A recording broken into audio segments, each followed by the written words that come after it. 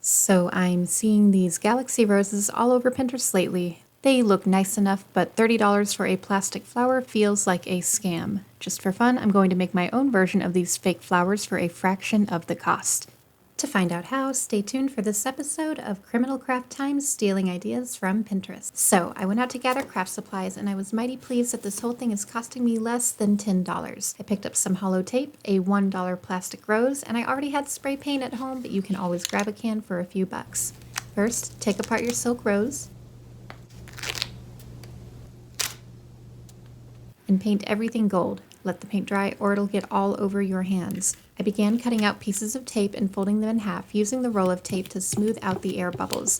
Next, you'll want to cut out some flower petals in different shapes and sizes. If you're a perfectionist, you can probably find a pattern online somewhere. Now it's not craft time without setting something on fire, so grab a lighter and gently go around the edges to curl the flower petals. I made way more of these than I needed, but you should be fine with about 16 to 20 petals ranging from a ½ inch to 2 inches wide. I also made a base to glue my petals to by melting the center of the circle. Throw some hot glue in there and start arranging the small petals in a circle. Then flip it over and start gluing the rest of your petals from small to large around in a 4x4 pattern.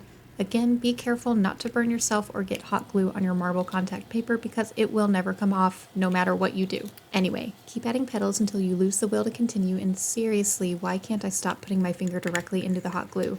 Jeez. Anyway, while the glue is still warm, you can kind of nudge the petals into place. At this point, you're pretty much just putting the whole thing back together using the parts of the silk flower that you painted gold.